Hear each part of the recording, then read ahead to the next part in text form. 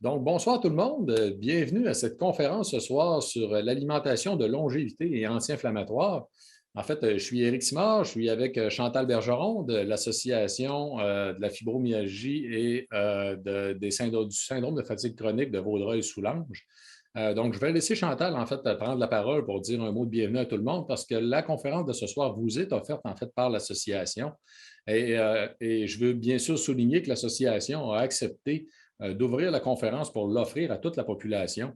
Donc, ça vous est offert gracieusement, en fait, par l'association. Donc, Chantal, je te passe la parole et puis je reprends par la suite pour la conférence. D'accord. Est-ce que tu peux me permettre de faire le partage d'écran? C'est fait? Oui. Oui, c'est fait. Alors, je vais juste more share sound. Bonjour, bonsoir tout le monde. Alors, merci beaucoup d'être là si nombreux. Je vais essayer de ne pas bouger parce que ça fait du feedback. Donc, c'est ça. Je suis directrice générale à l'Association de fibromyalgie. Notre mission, là, pour ceux qui ne nous connaissent pas, c'est vraiment de venir en aide, de faire connaître la fibromyalgie, d'aider nos membres de l'isolement qui se sentent bien avec nous, qui se sentent reconnus, qu'entre nous autres, là, on se comprend, on se complète. On offre des activités, que ce soit le yoga, que ce soit des étirements, du dessin, de la cuisine, j'en passe. Là. Alors, sur notre site web, le calendrier est là. Et le nouveau calendrier pour avril, mai, juin va sortir bientôt. Donc, pour ceux qui ne nous connaissent pas, puis ceux qui nous connaissent, bien, la mission est la même. Les activités sont là. Alors, il suffit de payer une carte de membre de 25 et on est en levée de fonds, on a des décalques et des sacs à vendre, mais tout est sur notre site web si vous êtes intéressé. Alors, dans toutes les conférences que je fais, je commence avec notre vidéo et ce soir, je vais faire la même chose. Donc, je vous partage une vidéo qu'on a fait faire produire sur la fibromyalgie.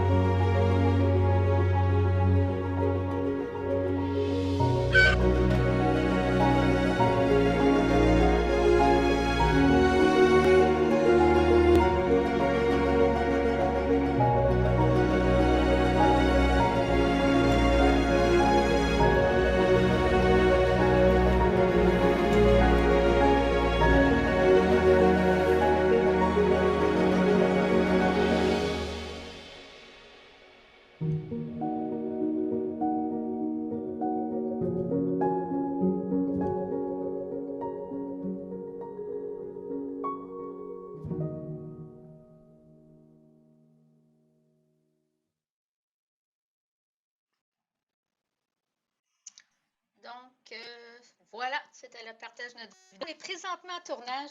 Je me pète la bretelle en disant que je suis avec mon producteur et on est en train de faire des montages, des vidéos, des capsules vidéo témoignages avec des membres et vraiment des gens qui souffrent de fibromyalgie. Donc, suivez-nous sur les réseaux sociaux. Je croise les doigts que ça soit disponible et qu'on fasse le lancement. Oh, j'ai pleuré. Oh, excusez, ça vient me chercher. OK, bon. Désolée. OK, j'ai pleuré car c'est ma réalité au quotidien. Donc, on m'a coupé dans mon élan. Mais c'est ça, on est en train de tourner des capsules et on espère pouvoir faire le lancement de la Journée internationale de la fibromyalgie qui est le 12 mai. Alors, suivez-nous sur Facebook, sur notre site web, puis on va avoir d'autres vidéos à vous montrer pour être mieux compris, puis que les gens s'intéressent plus, puis qu'ils comprennent un petit peu plus ce que c'est la fibromyalgie sans trop nous juger avec. C'est pas écrit dans notre front, malheureusement. Alors, voilà pour ce qui est de la vidéo. La douleur constante, ça épuise. On va en avoir des commentaires. Alors, la seule chose que je veux, j'en ai discuté avec Eric. Eric est aussi propriétaire d'une compagnie avec des produits Vitoli. Si vous avez des questions sur ces produits, ce serait de le contacter en privé par la suite ou par courriel là, pour pas qu'on s'éternise sur ce sujet-là. C'est beau? Oui, Alors, je c'est te parfait. remercie. Bonne conférence. Elle a dit le son n'est pas bon, mais moi, je vais arrêter de parler, fait qu'en espérant que le son d'Éric soit meilleur. Merci. Oui, je crois que le mien est très bon, en fait. Merci, Chantal. Donc, bonsoir tout le monde. En fait, je vais bien sûr reprendre la parole pour la conférence sur la longévité, l'alimentation de longévité et anti-inflammatoire. Je crois que dans mon cas, vous m'entendez bien. Hein? Donc, je vais tout de suite partager mon écran pour me permettre d'utiliser la présentation. Je vais rester disponible après la conférence pour répondre à vos questions. Tel que mentionné, les questions ce soir, on va s'en tenir en fait à l'alimentation de longévité et anti-inflammatoire exclusivement. S'il y en a parmi vous qui avez des questions par rapport aux produits que je commercialise, écrivez-moi directement, tout simplement. Vous pouvez même utiliser le lien de la conférence de ce soir, en fait, pour m'envoyer un courriel. Donc, je vais partager mon écran sans plus attendre et prenez vos questions en note tout au long de la conférence, soit en utilisant la boîte à discussion, en fait, ou la boîte à questions. Et à la fin, on va faire de notre mieux, en fait, pour répondre le plus grand nombre de questions possible. Donc, ce ne sera pas très long. Tenez, on va le mettre en plein écran. Donc, alimentation de longévité et anti-inflammatoire, c'est un contenu que j'ai mis à jour, en fait, récemment. Vous allez voir, je vais vous présenter des études récentes. Je vais faire une petite introduction pour ceux et celles qui ne me connaissaient peut-être pas encore en détail jusqu'à maintenant. J'ai un doctorat en biologie de l'Institut Armand Frappier à Laval. Je suis président de l'Association professionnelle pour la santé intégrative. J'ai été président du comité consultatif du Conseil de recherche en sciences naturelles et en génie du Canada, le CRSG Québec, pendant plus de 10 ans. Je suis un membre nommé de la Commission de l'éthique en sciences et technologies du Conseil des ministres. Je suis un chercheur dans le domaine du vieillissement primaire, en fait, la longévité cellulaire, auteur de 4 livres. Et je suis le président de Idon Technologies, bien sûr, qui commercialise donc les produits Vitoli. Le régime de longévité, en fait, c'est un sujet que j'ai traité dans l'intérieur de mon 4e livre, qui est un chapitre, en fait, de mon 4e livre. Et j'ai écrit un article aussi dernièrement pour Vitalité Québec, la revue Vitalité Québec, qui est donnée gratuitement dans les magasins d'aliments naturels, en fait, au Québec, dans un très, très grand nombre de magasins d'aliments naturels. Dans le numéro d'avril, donc, qui s'en vient, vous allez avoir un article complet aussi sur le régime de longévité sur le sujet de ce soir. Donc, durant la conférence de ce soir, je vais vous parler, bien sûr, du livre, parce que le régime de longévité, c'est le titre d'un livre d'un chercheur américain qui s'appelle Walter Longo. Je vais vous le présenter. Je vais vous parler du lien entre l'alimentation et la longévité. Quelques points sur l'évolution pour vous permettre de bien comprendre les raisons des 9 recommandations. Les 9 recommandations sont les recommandations du chercheur en question, Walter Longo. Et je vais terminer en faisant le lien entre l'alimentation avec l'alimentation anti-inflammatoire. Donc, qui est pratiquement, en fait, les mêmes recommandations que les recommandations d'alimentation de longévité. Donc, le livre, premièrement, est un livre qui a été publié initialement en 2016 en italien, parce que Walter Longo est d'origine italienne. Il a été traduit en français en 2018, un livre de 333 pages. C'est un récit vraiment passionnant que vous pouvez acheter, en fait, en librairie. D'un musicien. Hein. C'était un Italien qui est arrivé aux États-Unis initialement pour jouer de la musique. Il partait de complètement zéro, donc il s'est inscrit, il a même fait son service militaire, durant lequel il s'est intéressé à la biologie. Et il provenait lui-même d'un petit village italien qui s'appelle Moloscio, un village qui a un très, très grand nombre de centenaires, en fait, pour la population en tant que telle de la région. ce qui lui avait amené à s'intéresser en fait au vieillissement et qui l'a amené à pousser en fait ses connaissances dans le domaine du vieillissement et devenir le directeur d'un des centres de recherche les plus importants dans le domaine en Californie et le directeur aussi d'un centre de recherche en Italie. Donc, Valter Longo est directeur de l'Institut de longévité de l'Université de la Californie du Sud à Los Angeles et du programme d'oncologie et de longévité à l'Institut FIRC d'oncologie moléculaire de Milan, qui est une des universités reconnues en fait pour l'importance de son programme de recherche sur le cancer. L'objectif en tant que tel de l'alimentation et la longévité de Valter Longo est beaucoup basé sur ce qu'il a appelé la longévité programmée. Donc, c'est la science pour permettre de rester jeune le plus longtemps possible. Il faut comprendre que comparativement à ce qu'on connaît habituellement des recherches sur l'alimentation, ici, les études n'ont pas cherché à réduire les risques d'une maladie donnée ou encore à réduire l'impact en tant que tel d'une maladie, mais à assurer une beaucoup plus grande longévité et à optimiser la santé humaine dans le but de maintenir la jeunesse le plus longtemps possible. Donc, l'objectif, c'est de rester jeune. Et il a voulu développer une alimentation qui permettait de mimer les bénéfices de la restriction calorique. Je vais vous expliquer qu'est-ce que c'est tout à l'heure d'un point de vue biologique, dans le but d'améliorer les capacités de réparation du corps humain. C'est basé sur des observations qui ont initialement commencé en 1935. Et je vais y revenir tout à l'heure. Juste avant, en fait, je vais vous faire une petite parenthèse pour vous montrer une étude qui vient tout juste d'être publiée en février. Vous voyez l'article original ici qui a été publié le 8 février dernier, dans lequel on fait un lien entre la qualité de l'alimentation et l'espérance de vie en faisant une comparaison avec l'alimentation occidentale habituelle, donc notre alimentation nord-américaine. Si on améliore notre alimentation nord-américaine comme population, en appliquant en fait des principes, entre autres de l'alimentation méditerranéenne, donc d'avoir une beaucoup meilleure alimentation basée sur beaucoup de principes. Là, on va passer les facteurs les plus importants tout à l'heure ensemble. On voit l'impact sur l'espérance de vie à partir de l'âge à lequel on commence à l'appliquer. Donc, c'est sûr que quand plus on commence tôt, plus on va avoir un gros impact sur notre espérance de vie. Donc, vous voyez, si les gens qui commencent à 20 ans déjà, qui modifieraient leur alimentation d'une alimentation nord-américaine pour passer à une alimentation qui est plus méditerranéenne, si vous voulez, chez les femmes, on améliorerait l'espérance de vie de 10,7 ans, c'est énorme, et chez les hommes, de 13 ans. Et ce qui est intéressant, c'est que l'étude a même permis de mettre en lumière qu'on a encore un impact significatif, très significatif, même à partir de 60 ans. Donc, à partir de 60 ans, on a encore un impact de 8 ans chez les femmes, 8,8 ans chez les hommes. Et à 80 ans, on a encore 3,4 ans d'amélioration de l'espérance de vie.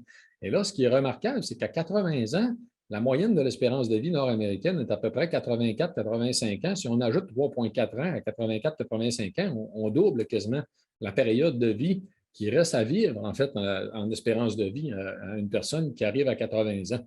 Donc, c'est réellement très, très intéressant. Donc, c'est juste de constater que l'amélioration de l'alimentation a un très gros impact sur l'espérance de vie. Maintenant, le lien entre l'alimentation et la longévité, on a appris énormément de choses de la restriction calorique, comme je vous mentionnais tout à l'heure. Qu'est-ce que c'est que la restriction calorique? J'ai fait référence, en fait, à 1935. C'est que les premières observations scientifiques qui ont mis en lumière les bénéfices de la restriction calorique nous proviennent de Clive McKay, un Américain en 1935, qui avait ici, je le cite, j'ai traduit tout simplement la phrase qui est tirée directement de son article scientifique. Il avait souligné à l'époque qu'il y avait un potentiel intéressant à développer des aliments faibles en calories, mais très nutritifs, qui pourraient augmenter l'espérance de vie. En fait, ce qui est intéressant de constater aujourd'hui, c'est qu'on a beaucoup de problèmes de santé de notre époque qui sont causés exactement par le contraire. C'est qu'on a des aliments qui sont très faibles en éléments nutritifs, très riches en calories, qui vont causer des problèmes de santé. Donc, l'observation avait déjà été faite en 1935, qui était due, entre autres, à une observation chez les rongeurs, principalement, avant tout, où on avait noté qu'une baisse de 30 de l'apport calorique sans causer de carence nutritionnelle va augmenter d'environ 40 la longévité chez les souris. Par la suite, on s'est rendu compte que c'était vrai pour l'ensemble du monde vivant. En fait, ça permet de réduire en tant que tel la poussée de l'organisme à vieillir, ce qu'on appelle le vieillissement primaire. Donc, si on regarde un peu dans le monde vivant, l'impact que ça a, dans des organismes unicellulaires, en fait, qui sont quand même des eucaryotes, donc des cellules semblables aux nôtres, chez les levures, on a une augmentation de 150 de l'espérance de vie. Les nématodes, qui sont des vers microscopiques, on a une augmentation de 50 à 150 %. La drosophile, qui est une mouche beaucoup utilisée en laboratoire, on a une augmentation de 100 %, autrement dit, elle vit 2 fois plus longtemps. Les souris, c'est 30 à 50 %. Le singe rhésus, qu'on appelle communément le macaque japonais, on a une augmentation de 15 à 23 % donc de la longévité. Forte réduction aussi de l'ensemble des maladies associées au vieillissement. Et ça nous amène chez l'humain à une estimation, en fait, d'à peu près 13 à 20 ans de l'amélioration de l'espérance de vie. Vous avez ici à côté, en fait, des images tirées d'un article scientifique publié en 2018 chez le Lémur, où on a une augmentation de 50 % de son espérance de vie. Vous avez à droite, en fait, des lémures qui ont fait de la restriction calorique. Donc, vous voyez en fait là, la qualité de la fourrure de l'animal, même les yeux. On voit une différence avec les animaux de gauche à l'œil, qui sont à gauche des animaux qui ont mangé tout simplement à leur faim, qui ont mangé une alimentation normale. Mais regardez bien quand on regarde maintenant les macaques japonais, la différence est encore beaucoup plus importante. Donc ça, c'est tiré d'une étude américaine en 2014. De la même façon, les animaux de droite sont les animaux qui ont fait de la restriction calorique. Et l'animal de gauche est l'animal, en fait, qui a mangé une diète normale, tout simplement, et qui a vieilli normalement. Donc, on voit même à l'œil la différence sur la façon à laquelle l'animal vieillit. On peut constater très facilement que l'animal de droite a l'air beaucoup plus en santé que l'animal de gauche. À quel point, en fait, il est plus en santé, c'est énorme l'impact. Et en février 2022, donc février dernier, il y a eu une publication dans Science. Il faut savoir que Science est une des revues scientifique très, très bien coté, en fait, un des plus hauts niveaux de publication en sciences, qui a souligné l'impact chez l'humain, en fait, de la restriction calorique par une reprogrammation transcriptionnelle induite dans les tissus adipeux qui implique des voies qui vont réguler le bioénergétique mitochondrial, donc les mitochondries, toutes nos petites usines énergétiques, les réponses anti-inflammatoires et la longévité. Donc, ça a un impact extrêmement important. On va y revenir sur le lien avec l'alimentation et comment le mettre en application. Mais si on regarde d'un peu plus près, en fait, les bénéfices santé, en fait, qui ont été soulignés, entre autres ici par Fontana et Keberling, on parle de la réduction de l'inflammation, une meilleure gestion du glucose, la réduction de la adiposité, la diminution des risques de cancer, la préservation des fonctions des cellules souches, l'amélioration du métabolisme des mitochondries, j'ai parlé tout à l'heure, la réduction de la perte de la masse musculaire, la préservation de la structure et des fonctions cognitives, la réduction des risques de maladies cardiovasculaires. C'est énorme, en fait, l'impact en santé humaine. Oups, on a reculé. Ah, OK. Maintenant, l'évolution dans tout ça. Pourquoi je vais vous parler d'évolution? Vous allez voir, en fait, là, le lien avec l'évolution, c'est juste pour nous amener à comprendre que la façon dont on mange aujourd'hui est relativement récente par rapport à l'évolution humaine. Donc, durant l'évolution, manger a toujours été sûrement une question de survie. 3 repas par jour, ça devait être extrêmement rare. Ici, vous avez juste à regarder à l'idée, en fait, prendre comme image les émissions de survie en forêt, en fait, qu'on voit à la télévision, là, durant lesquelles on va aller porter des gens en forêt qui sont habituellement, en plus, des gens qui sont très, très bien formés à la survie en forêt. On va les laisser en forêt pendant 3 semaines et on va constater pendant les 3 semaines, en fait, que ces gens-là vont perdre de 10 à 20 kilos. Pourquoi ils vont perdre autant de poids? C'est parce qu'ils ne seront pas capables de manger à leur faim, tout simplement. Et ce que ça souligne, tout simplement, c'est que c'est évident que durant l'évolution, la capacité à manger, à se nourrir et à se développer devait amener que le premier objectif journalier de tous les jours devait être de manger à sa faim, tout simplement. Et forcément, il doit y avoir des grandes périodes durant lesquelles on ne mangeait pas suffisamment, où l'humain, tout simplement, était obligé de jeûner. En fait, et ça, dû à toutes sortes de choses, ça pouvait être dû aussi à des saisonnalités ou encore à la présence d'insectes ou d'intempéries. Donc, on a développé, d'un point de vue physiologique, en fait, des capacités de répondre à des périodes difficiles. Le manque de ressources, en fait, va susciter soit l'activation de mécanismes qui vont nous permettre de puiser dans nos énergies ou nos réserves, ce qui va amener, en fait, une certaine santé métabolique. C'est bénéfique, en fait, d'avoir à puiser dans nos réserves. Ou encore, ça va stimuler aussi tous les mécanismes de maintenance et de réparation cellulaire qui vont faciliter, en fait, la réparation, qui vont mieux nous prémunir devant, en fait, les risques de maladie, tout simplement, vont nous amener à des meilleurs outils, des meilleures conditions pour traverser des périodes difficiles. Donc, c'est donc de dire qu'on a évolué dans une situation où on ne mangeait pas 3 repas par jour avec 2 collations, sûrement pas. Donc, il y a des mécanismes qui existent qui vont nous permettre tout simplement de maintenir une meilleure santé durant des périodes difficiles. Maintenant, vous allez voir comment on met ça en application. Donc, c'est l'entrée en matière pour vous amener les conseils tout simplement qui nous viennent de Walter Longo dans le livre Le régime de longévité. Donc, il nous fait mention de 9 recommandations que j'ai repris tout simplement pour vous les commenter. Parce que dans le livre, en fait, professeur Longo n'explique pas toutes les facettes des raisons de ces recommandations. Donc, on va les prendre une à une, mais gardez l'idée que c'est un chercheur dans le domaine du vieillissement, donc qui tient compte des éléments que je vous ai mentionnés tout à l'heure au niveau de l'évolution, entre autres, et des mécanismes de la restriction calorique. Donc, sa première recommandation est d'adopter une alimentation à base de végétaux principalement et de poissons 2 à 3 fois par semaine jusqu'à 65-70 ans et d'intégrer par la suite des aliments d'origine animale. Donc, vous voyez, en fait, la première de ces recommandations, et là, ici, il faut comprendre que Walter Longo est un spécialiste du vieillissement qui a étudié les populations centenaires de par le monde durant une trentaine d'années. Donc, les recommandations qu'ils font sont basées à la fois sur l'observation des populations centenaires, sur les mécanismes même du vieillissement, basés sur, entre autres, des essais chez l'animal, comme je vous ai présenté tout à l'heure, mais aussi, en fait, sur les mécanismes en tant que tels et sur les études épidémiologiques.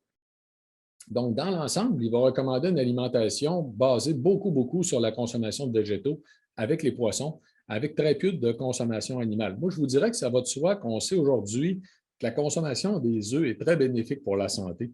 Donc, c'est certain que je fais une petite parenthèse sur la question des œufs. C'est très bénéfique pour la santé. La viande blanche aussi ne semble pas causer trop de problèmes non plus du point de vue de la longévité. Mais c'est quand même intéressant, en fait, de voir la recommandation, en fait, de professeur Longo. La deuxième recommandation, c'est de manger peu de protéines. En fait, il parle de 40 grammes de protéines pour une personne de 100 livres, 60 grammes de protéines pour une personne de 200 livres. Donc, et de considérer un repas plus riche en protéines par jour. En fait, 30 grammes dans un seul repas. Donc, de la consommation de protéines que je viens de mentionner, il recommande donc d'en prendre la majeure partie dans un seul repas après l'exercice de préférence et d'augmenter de 10 la quantité de protéines qui est consommée après 65 ans. Et là, ici, normalement, il recommande aussi de prendre majoritairement les protéines d'origine végétale en plus. Donc, de considérer beaucoup, en fait, entre autres, les légumineuses qui sont riches en protéines, en fait, dans le monde végétal, de les intégrer à l'alimentation le plus possible. Sa recommandation au niveau de la consommation de protéines tient compte, en fait, du fait que les protéines sont impliquées dans les mécanismes en tant que tels du vieillissement. Si on fait un petit parallèle ici aussi pour expliquer la raison pour laquelle il recommande de manger peu de protéines, c'est basé à la fois sur les observations chez l'animal, comme je vous ai mentionné tantôt, sur les mécanismes du vieillissement, mais aussi quand on regarde les données d'Okinawa et du Japon que vous avez à l'écran actuellement, c'est des données, on compare les données alimentaires avant 1950 parce que, en fait, l'alimentation des Japonais a changé après 1950 parce qu'ils sont en train de s'américaniser, tout simplement. Les Japonais ont commencé à manger de la pizza. Donc, avant 1950, on compare les données du Japon avec les données d'Okinawa. Ici, juste se rappeler que le Japon est le pays dans le monde qui a la plus grande longévité, tout type de pays confondus, et Okinawa, qui est une île du Japon, a une longévité statistiquement supérieure, en fait, aux habitants, au reste des habitants du Japon. Et quand on compare donc l'alimentation d'Okinawa en comparant avec le Japon, on se rend compte très rapidement que les gens d'Okinawa mangeaient un peu plus en poids en tant que tel de ce qui était consommé. Donc, vous voyez, le poids, la quantité est un petit peu plus élevée qu'au Japon, mais la quantité de calories totale était plus basse. Donc, c'est des aliments qui étaient moins riches, entre autres en glucides, qui étaient moins riches en calories, mais plus nutritifs en tant que tels. Donc, la densité calorique était plus basse. La quantité de protéines était un peu plus basse aussi. Regardez, ici, on parle de 39 grammes de protéines. C'est en ligne avec la recommandation du professeur Longo. Et les sucres simples et complexes, donc c'est similaire d'un côté ou de l'autre. Le gras, il n'y a pas une si grosse différence que ça. En fait, le facteur à souligner ici qui est plus important, c'est plus la quantité qui est à consommer versus la quantité totale de calories. Donc, c'est tout simplement que c'était des gens, en fait, qui consommaient beaucoup de légumes en tant que tels, très peu, en fait, de produits raffinés au niveau des glucides, donc pas de farine raffinée non plus.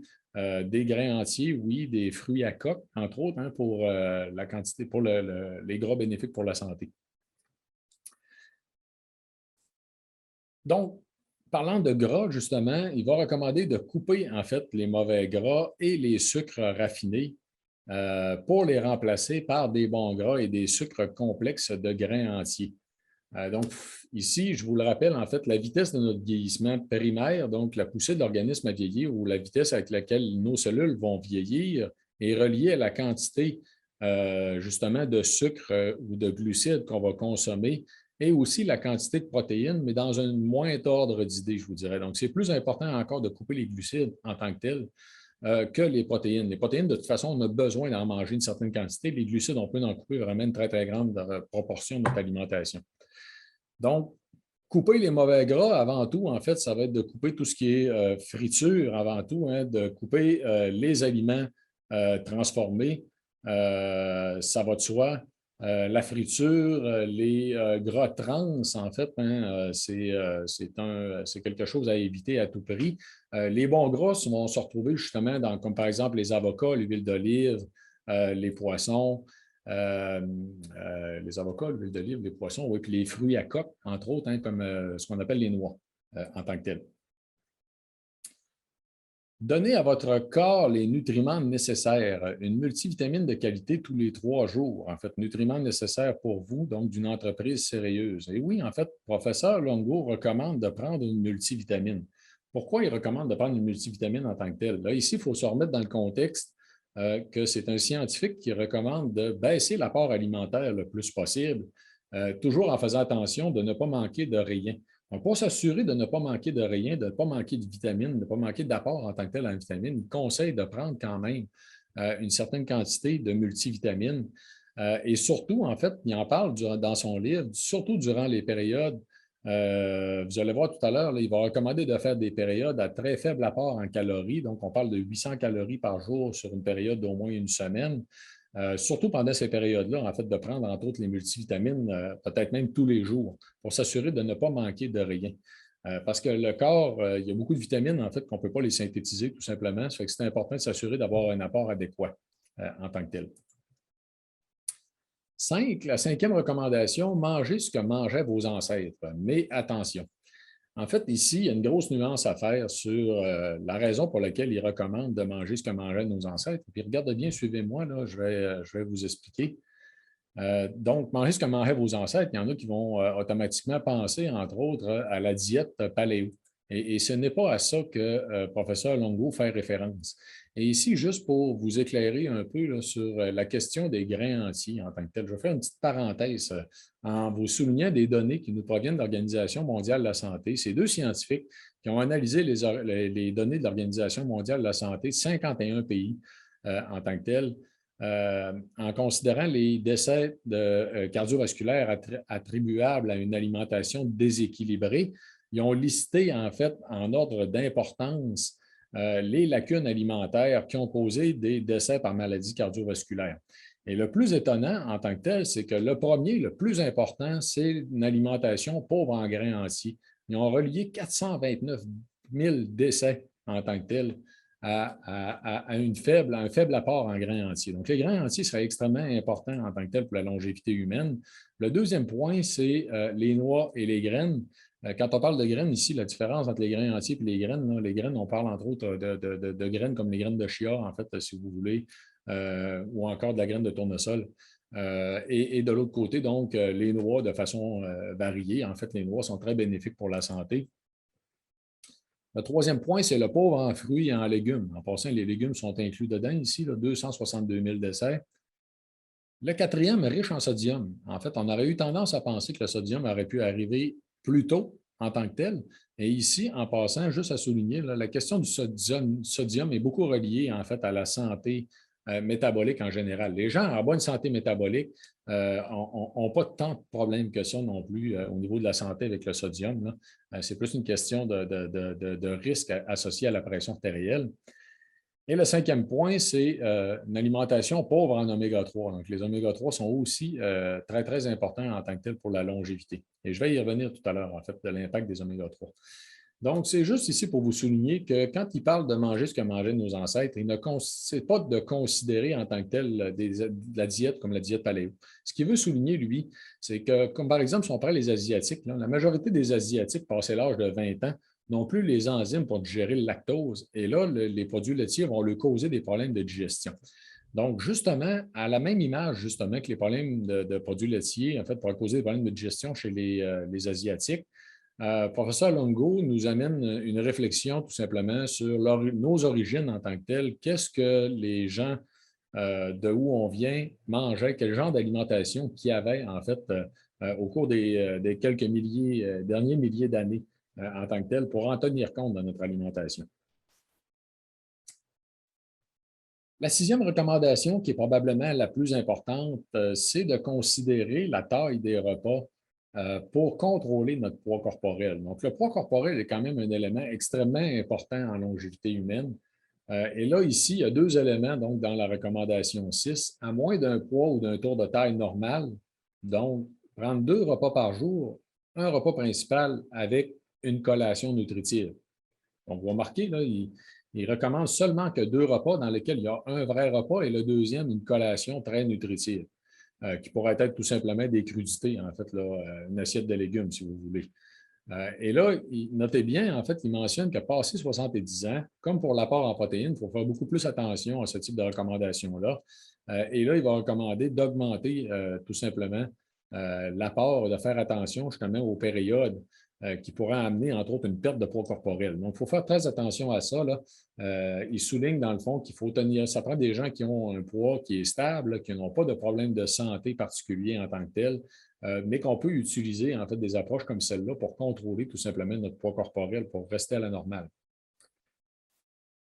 Et là, le B, en fait, la deuxième section, c'est que si on a un poids normal ou encore qu'on a une perte de poids ou de masse musculaire, là, il va conseiller de prendre 3 repas par jour plus une collation nutritive. Autrement dit, il nous dit de considérer, selon notre poids corporel, en fait, la possibilité de manger moins par jour pour aider au contrôle de notre poids corporel.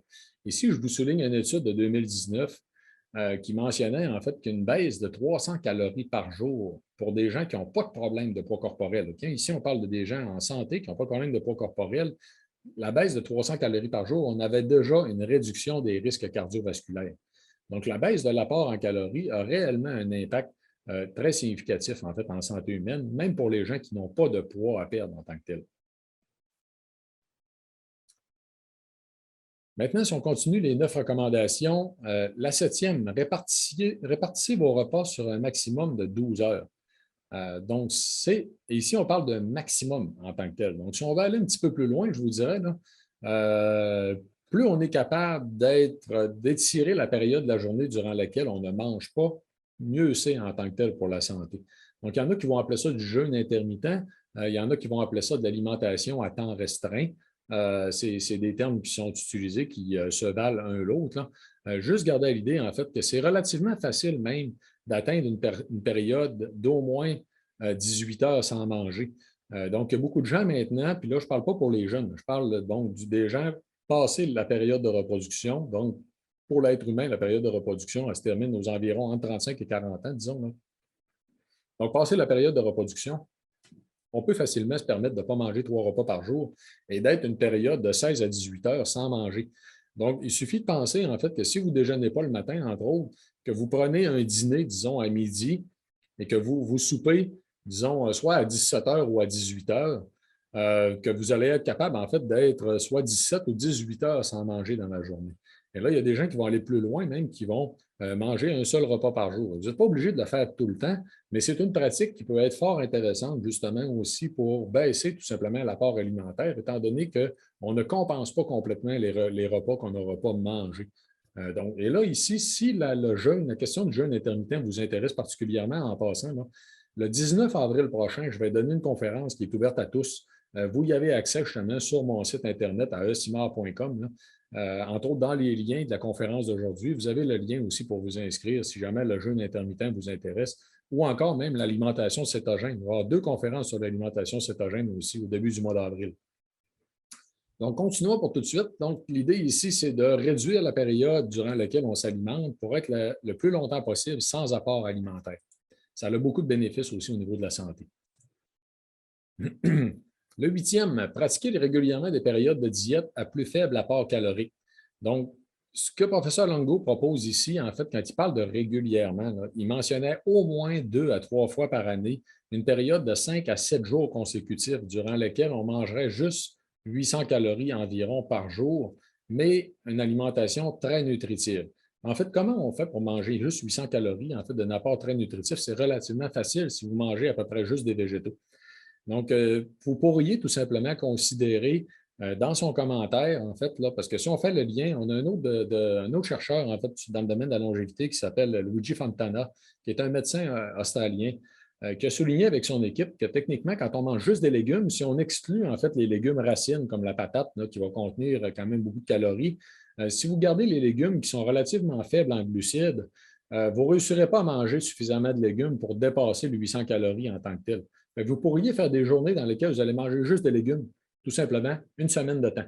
Donc, ce serait une façon, si on veut, d'avoir une période de temps sur laquelle vous allez avoir un apport en calories beaucoup plus faible qui vont forcer tout simplement l'organisme à amorcer les mécanismes pour puiser dans ses réserves énergétiques. Donc, l'objectif est celui-là. L'autre façon d'y arriver peut être aussi justement de faire du jeûne intermittent et de manger juste un repas par jour. Et là, de faire attention à ce qui est mangé dans le repas quand même aussi, pour ne pas dépasser non plus le 800 calories par jour. Donc, ça pourrait être de manger un seul repas par jour en mangeant une grosse salade, si vous voulez. En fait, comme tout à l'heure, on avait une image d'une salade avec des crevettes, c'est une très bonne idée. Maintenant, la 9e recommandation, la dernière, en fait, de professeur Longo, c'est d'utiliser les 8 premières recommandations précédentes pour contrôler votre poids corporel. Je vous l'ai mentionné tout à l'heure, le poids corporel est un élément extrêmement important sur la longévité humaine. Il nous souligne ici, puis bon, les données sont en tour de taille, ils ne sont pas en centimètres, mais sont en tour de taille, comme, si vous voulez, les mesures des pantalons actuellement aussi, qui sont américaines. 34 de tour de taille pour les hommes, 28 de tour de taille pour les femmes. C'est ce qu'on devrait viser en tant que tel. Respectivement, à partir de 40 et de 35, on double les risques de mortalité prématurée. Donc, le tour de taille est un élément indicateur très important aussi de la santé humaine. Maintenant, le lien avec l'alimentation anti-inflammatoire. Donc, qu'est-ce que c'est que l'inflammation, en fait, et qu'est-ce que ça vient faire, qu'est-ce que ça vient faire avec l'alimentation de façon générale? Les recommandations alimentaires que je vous ai mentionnées tout à l'heure, c'est sûr qu'il faut avant tout bien manger de façon générale pour appliquer donc les recommandations que je vous ai mentionnées. Quand on parle de bien manger, ici, vous avez la pyramide alimentaire, en fait, de la diète méditerranéenne, où la base de la pyramide est avant tout d'avoir une vie sociale bien développée, d'être actif, en fait, d'avoir une vie sociale, une vie familiale, d'être actif. Par la suite, en fait, de manger en très grande majorité des légumes avec un peu de fruits et des produits de grains entiers, des bons gras, dont les avocats, les noix, l'huile d'olive. Par la suite, en fait, des produits de la mer. Donc, en grande majorité, les protéines, on les prend soit des végétaux, soit des produits de la mer. Un peu moins, en fait, du côté de la volaille, le fromage, le yogourt. Et en dernier lieu, la viande rouge et les desserts. En fait, où là, ce serait vraiment juste occasionnellement. Pour vous donner une idée, en fait, là, la viande rouge, c'est une question de genre une fois par mois dans beaucoup de populations centenaires. Donc, c'est une très faible consommation. Boire beaucoup d'eau, ça va de soi. Le vin avec modération. Quand on parle de modération, ce n'est pas plus que 2 verres pour les hommes. Puis quand on parle de verre, c'est vraiment un petit verre. Donc, pas plus que 2 verres pour les hommes, puis 1 verre, en fait, pour les femmes. Et normalement, ça ne devrait pas être tous les jours de la semaine en tant que tel. Donc, c'est vraiment avec modération la question de l'alcool. Donc, la question anti-inflammatoire. En suivant une alimentation anti-inflammatoire, vous pouvez combattre l'inflammation pour de bon. Je ne sais pas si vous avez une idée de où vient en fait cette mention-là, en fait, cette phrase-là. Là, je ne peux pas vous demander aujourd'hui, bien sûr, de lever la main, ceux qui ont une idée de où ça provient, mais je vais vous la divulguer. En fait, ça vient de Harvard Medical School en 2018. L'Université Harvard a rendu public des recommandations justement pour réduire l'inflammation par l'alimentation, justement pour combattre l'inflammation par de bon. Pour de bon, ça a vraiment un très gros impact. Maintenant, qu'est-ce que c'est que l'inflammation, puis quel est le lien avant tout avec la santé? Puis je vais y revenir par la suite pour vous donner des conseils sur l'alimentation. L'alimentation, c'est essentiel à la vie et au développement, l'inflammation. On a besoin de l'inflammation en tant que telle. Ça va servir, entre autres, à améliorer la présence des cellules immunitaires sur des zones d'infection. Vous avez juste à penser, en fait, que si vous faites une blessure, comme par exemple sur une main, un bras, peu importe, là, Si vous faites une blessure puis que ça va en fait boursoufler un petit peu, donc il va y avoir de l'inflammation donc qui va se produire, ça va épaissir, vous allez avoir une zone rouge qui va apparaître autour. La zone rouge autour, en fait, va définir la zone, le périmètre qui va être affecté par l'inflammation due justement à l'augmentation de la vascularisation, de la perméabilité des vaisseaux sanguins pour permettre plus facilement aux cellules du système immunitaire de rentrer sur la zone en tant que telle pour combattre en fait des envahisseurs potentiels. Donc, s'il y a réellement une infection, s'il y a des bactéries qui infectent la zone, il va y avoir une zone rouge autour parce que justement, les vaisseaux sanguins vont augmenter en porosité pour permettre aux cellules du système immunitaire de combattre les bactéries qui sont en train donc d'infecter la zone. Donc, l'inflammation va nous permettre, donc, de se défendre si jamais, justement, on est touché par une infection. Ça va nous permettre de remplacer des cellules endommagées aussi. Donc, c'est nécessaire. Comme par exemple, en fait, vous avez juste à penser que si vous vous blessez, en fait, au niveau de la bouche, vous avez des problèmes avec vos dents, vous allez avoir de l'inflammation au niveau des gencives, tout simplement. Ça va finir par rentrer dans l'ordre. Ça va servir, entre autres, à remplacer donc, les cellules qui sont endommagées. Ça va permettre, ça va, dans certains cas, irriter des nerfs puis causer de la douleur. Donc, entre autres, l'inflammation, comme par exemple, si on parle du nerf sciatique, les douleurs au nerf sciatique sont habituellement causées par de l'inflammation de l'enveloppe du nerf en tant que tel, qui va irriter en tant que tel les nerfs et qui vont causer de la douleur. Donc l'inflammation va causer aussi de la douleur dans beaucoup, beaucoup de cas, ou augmenter en fait même la douleur perçue. Et l'inflammation va être impliquée dans beaucoup de maladies et de processus tels que donc, le vieillissement, l'Alzheimer, l'asthme, les maladies auto-immunes. Gardez bien, je vous les ai résumés en fait dans une image, parce qu'une image vaut 1000 mots. Si on regarde de façon globale, en fait, l'impact de l'inflammation, en anglais, on appelle inflammaging, l'inflammation qui est reliée au vieillissement, parce qu'en vieillissant, malheureusement, tous les processus inflammatoires ont tendance à être plus prompts à réagir plus fortement, plus facilement en tant que tel. Fait qu'il y a une inflammation reliée au vieillissement en tant que tel de l'organisme, qu'en anglais, on appelle l'inflammaging.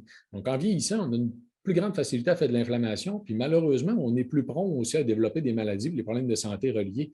Mais comme vous voyez, là, la majorité des problèmes de santé reliés au vieillissement sont impactés justement par l'inflammation, comme entre autres l'Alzheimer. L'Alzheimer est une maladie qui va, dans laquelle l'inflammation va beaucoup augmenter les risques de démence ou d'Alzheimer en vieillissant, mais aussi l'inflammation va accélérer le processus de développement pour des gens qui développeraient en tant que tel la maladie. Donc, il faut considérer en fait l'inflammation comme étant réellement, si vous voulez, une facette qui va accélérer le développement des maladies ou augmenter le risque en fait de la majorité des maladies les plus importantes dans notre époque. Maintenant, le lien entre l'alimentation et l'inflammation, vous allez avoir deux grands axes. D'un côté, tout ce qui agit sur les équilibres, carences du système immunitaire qui ont un impact dans l'inflammation. Je vais vous en présenter trois en fait ce soir, les trois les plus importants. Et aussi par la suite, donc les aliments qui vont être pro ou anti-inflammatoires. Donc, le premier point sur les équilibres, en fait, on a trois grandes facettes dans les équilibres carences du système immunitaire qui vont avoir un gros impact sur l'inflammation, les oméga-3, le microbiote intestinal, la vitamine D3. Et là, ici, je vais vous les présenter, vous l'expliquer. Les oméga-3, c'est relativement simple. C'est que dans le corps humain, vous avez deux grands mécanismes qui dépendent de molécules complètement séparées. Donc, les oméga-3 vont servir à produire les molécules qui sont anti-inflammatoires. Les oméga-6 vont servir à produire les molécules qui sont pro-inflammatoires. Donc, c'est nécessaire. On en a besoin des oméga-3 et des oméga-6. Le problème, c'est que si on a trop d'oméga-6, notre corps va avoir tendance à faire de l'inflammation trop facilement, tout simplement. Ça a un impact aussi sur l'agrégation plaquettaire, donc l'agglomération tout simplement des globules rouges, les risques, entre autres, de faire des thromboses ou encore de faire des ACV, de faire des blocages d'artères. Et ça va avoir un impact aussi sur la contraction des vaisseaux sanguins, donc qui peut causer aussi des problèmes de pression artérielle. Donc, d'un côté, les oméga-6 vont causer ces problèmes-là, les oméga-3 vont aider à les réduire en temps.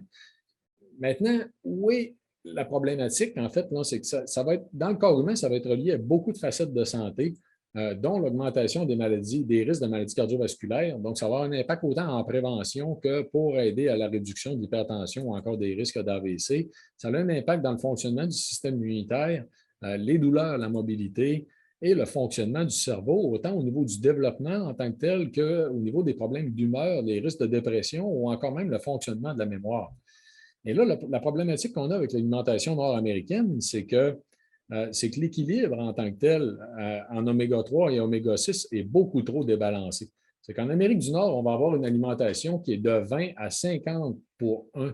Donc, on va avoir 20 à 50 fois plus d'oméga 6 versus la consommation d'oméga 3. Techniquement, d'un point de vue biologique, là, il faudrait viser à être à peu près à 4 pour 1, en fait, pour avoir une santé, avoir un équilibre santé intéressant. Puis on sait qu'on serait même capable d'atteindre 1 pour 1 en tant que tel. Pour avoir une alimentation qui serait vraiment très, très anti-inflammatoire en tant que telle, qui aiderait à réduire l'inflammation. Mais déjà, viser 4 pour 1, là, ça serait un optimal, un objectif de santé fort intéressant.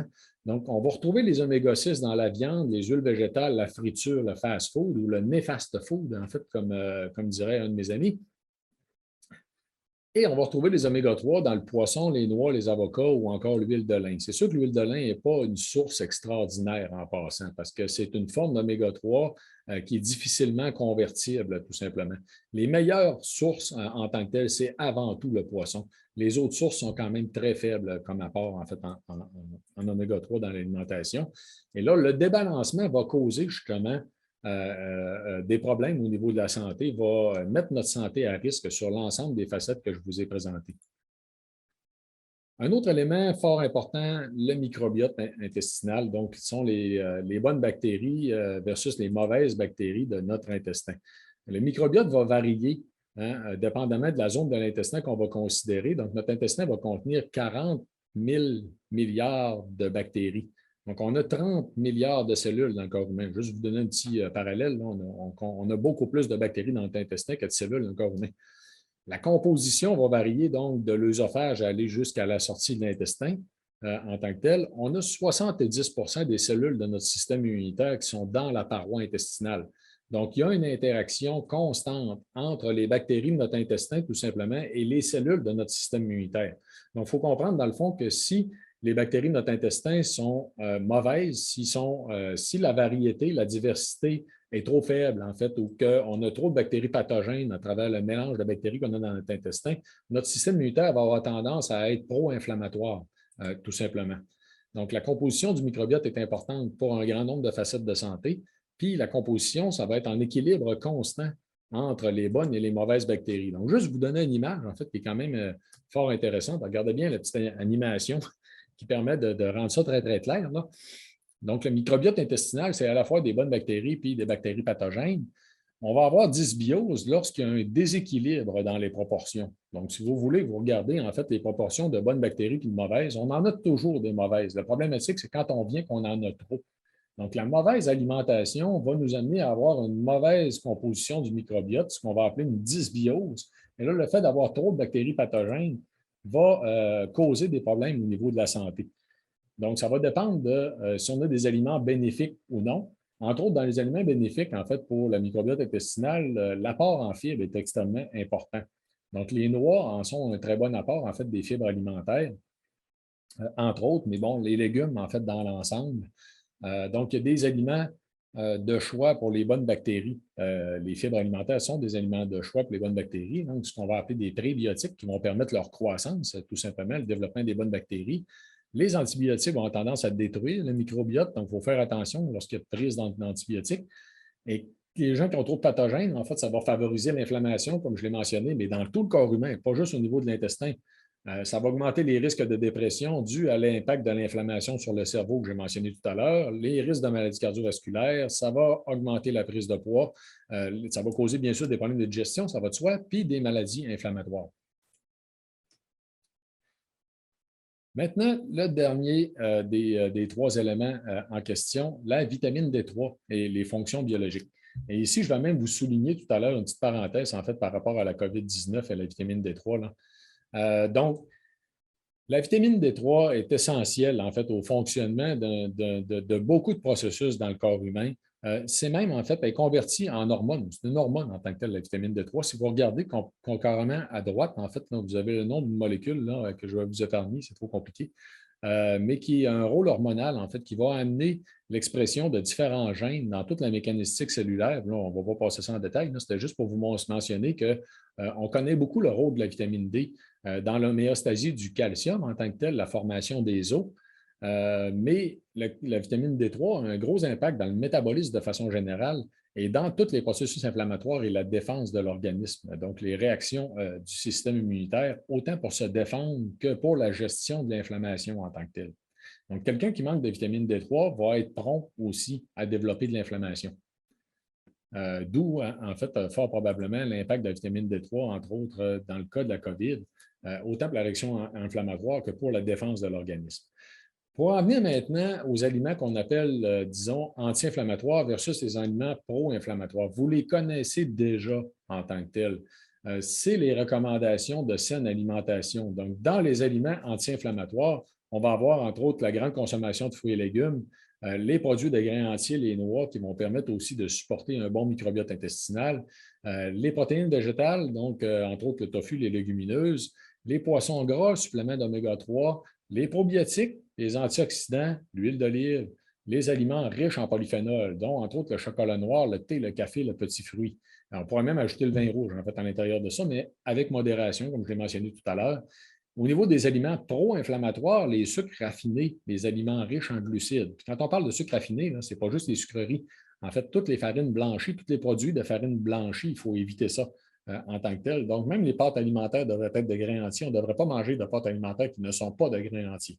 Les aliments transformés ou fast-food, la viande rouge, le gras animal, il y a un gros bémol, je vous dirais. Ce n'est pas vraiment clair. On va considérer habituellement qu'il est pro-inflammatoire, mais c'est possible que ce ne soit pas vrai en tant que tel, que ce soit très dépendant de ce que l'animal a mangé en tant que tel. Donc, si on mangeait des animaux qui proviennent de pâturage, c'est fort probable que le gras animal ne serait pas pro-inflammatoire en tant que tel. Les aliments pouvaient être allergènes, donc pour certaines personnes, c'est important de le mentionner, ce n'est pas tout le monde qui va avoir tendance à faire de l'inflammation due aux produits laitiers, mais il y a quand même un risque relié. En fait, donc, il y a des gens que ça peut être une source d'inflammation parce qu'ils peuvent réagir. Le soya, le gluten, les arachides, les œufs. Donc, ça dépend des gens, en fait. Ça, il faut apprendre à se connaître, en fait. Maintenant, quand on regarde des aliments pro ou anti-inflammatoires, je voulais juste vous souligner aussi un tableau, en fait, qui a été publié par l'Observatoire de la prévention, qui est relié, en fait, à l'Institut de cardiologie de Montréal, qui faisait ici une comparaison donc, de l'apport alimentaire entre donc, le Japon, les États-Unis, l'Italie, la France, le Canada. Donc, vous voyez la répartition dans le fond de consommation. Vous voyez que les Japonais consomment moins de viande en tant que tel. Si vous descendez, ils vont consommer beaucoup plus de poissons et de fruits de mer. Au niveau des produits laitiers, c'est beaucoup moins en tant que tel, même que en fait, le reste de l'Europe, en fait, l'Europe ou, si vous voulez, les États-Unis, le Canada. Dans les céréales, on est à un niveau équivalent, si vous voulez. Ça, ce n'est pas un problème. Ils vont manger plus de riz, ça va de soi. Les féculents sont plus bas en tant que tels, beaucoup moins de pommes de terre. Les sucres édulcorants sont beaucoup plus faibles. L'apport en fruits est plus faible aussi. L'apport en légumes est comparable et ils vont manger beaucoup plus de soya. Ils vont consommer plus de thé aussi. Donc, ça va de soi. Donc, c'est juste pour garder à l'idée, en fait, là, que de refaire le lien entre la question de la longévité de l'alimentation des Japonais versus le reste de l'alimentation qu'on voit habituellement dans le monde, c'est quand même indicateur, en fait, de voir les proportions. C'est intéressant, tout simplement, de pouvoir en prendre connaissance. Maintenant, si on va un petit peu plus loin concernant, j'ai ici de faire une petite parenthèse entre justement la COVID-19 et l'alimentation, juste pour vous souligner que la COVID-19 est avant tout une maladie inflammatoire. Le problème avec la COVID, justement, c'est ce qu'on a beaucoup parlé au début de la pandémie, en fait, de la tempête de cytokines. Qu'est-ce que c'est que la tempête de cytokines? C'est que c'est le système inflammatoire, en fait, qui s'emballe tout simplement, se dérègle littéralement et provoque beaucoup d'inflammation d'un coup sec que le corps ne sera pas capable de gérer. Ça va causer, en fait, des dysfonctions au niveau de beaucoup d'organes, dont, en fait, les poumons, entre autres, le cerveau, les vaisseaux sanguins de façon générale. Donc, ça va causer, en fait, ce qu'on appelle la COVID sévère. Donc, la COVID sévère est reliée à notre capacité de surréagir d'un point de vue inflammatoire. Donc, ce qui a des impacts au niveau de l'inflammation va réduire les risques de COVID sévère. Vous comprenez? Ici, une publication récente, 2884 agents de santé, donc du monde de la première ligne, 6 pays en tant que tel. Donc, c'est quand même une étude fort intéressante. Ils ont montré que leur régime alimentaire, le régime alimentaire à base de plantes, qui était plus riche en légumes, en légumineuses et en noix, plus faible en viande rouge et transformée, avait justement 73 et 59 moins de risque de COVID modéré à grave. Donc, c'est un impact quand même considérable qui est forcément dû justement à un impact sur les processus inflammatoires. Si on regarde de la même façon au niveau des oméga-3, il y a une étude qui a montré quelque chose d'équivalent, si vous voulez. C'est chez les gens atteints de la COVID, tout simplement, on a mesuré des niveaux relatifs d'oméga-3 en circulation sanguine pour faire une corrélation entre le risque relatif de décès qui était 4 fois plus élevé chez les personnes qui avaient un indice d'oméga-3 faible. Donc, ceux qui avaient un faible niveau d'oméga-3 dans le corps, tout simplement, avaient 4 fois plus de risque de décès, en fait, que la moyenne de la population. Donc, c'est très important. Et tout à l'heure, je vous ai mentionné aussi la vitamine D. De la même façon, du côté de la vitamine D, puis là, il y a deux mécanismes de relier. Ce n'est pas juste l'inflammation au niveau de la vitamine D, mais c'est aussi la réponse, tout simplement, du système immunitaire de défense, entre autres, contre les virus qui est impacté. Ici, on parle de 14 fois plus susceptibles de développer la forme grave ou critique chez les gens qui avaient des faibles niveaux de vitamine D, de COVID-19, comparativement à ceux qui avaient des niveaux élevés de vitamine D à circulation sanguine. Et ça, c'est des gens infectés en tant que tels. C'est une étude très récente, 2022. Et notez bien, 10 fois plus élevés les cas de mortalité chez les gens qui avaient des faibles niveaux de vitamine D3. Donc, c'est réellement extrêmement important. Donc, vous voyez, c'est pour faire le lien tout simplement avec l'importance aussi des processus inflammatoires, justement, et la COVID-19 dans le cadre de la pandémie actuelle. Donc, avant de prendre tout simplement vos questions, la conclusion, quelques points en fait au niveau de la conclusion. L'amélioration de l'alimentation, comprenez, un très gros impact sur la longévité, même pour une personne de 80 ans, c'est encore significatif. Donc, il n'est jamais trop tard, tout simplement, pour considérer d'améliorer son alimentation. Les recommandations de professeur Longo portent autant sur quoi manger que sur quelle quantité manger et surtout quand les manger, tout en surveillant, en fait, le poids corporel. Donc, c'est des éléments qui sont à retenir. L'alimentation a deux types d'impact, en fait, sur l'inflammation. C'est à la fois la question des équilibres des carences qui vont impliquer les oméga-3, le microbiote intestinal, la vitamine D3, et aussi la choix en tant que tel des aliments. Donc, qui sont des aliments pro ou anti-inflammatoires. Et l'inflammation est impliquée à la fois dans la douleur, l'incidence, le développement de plusieurs maladies chroniques et dans le fonctionnement, bien sûr, du système immunitaire. Donc, ça fait le tour, en fait, pour aujourd'hui. Je vais tout simplement passer les références tranquillement pour une question d'enregistrement, lorsque les gens vont revoir l'enregistrement, puissent l'arrêter facilement, puis prendre en note des références si ça les intéresse. Donc, ce ne sera pas très long. Je vais être disponible pour répondre à vos questions. Comme je vous l'ai mentionné tout à l'heure, il y a plusieurs conférences qui s'en viennent aussi, qui sont ouvertes à tous. Vous y avez accès sur mon site Internet à esimard.com. Je vais vous souligner, entre autres, les deux prochaines. Regardez bien. Donc, la conférence du 22 mars prochain, qui est la santé, ce jeu dont vous êtes le héros, avec Tessadi Widi, en fait, qui est une coach santé, qui est une pharmacienne vraiment très, très intéressante, qui se spécialise, entre autres, dans les cas de burn-out et de gestion du stress. Et la conférence aussi avec Isabelle Huot.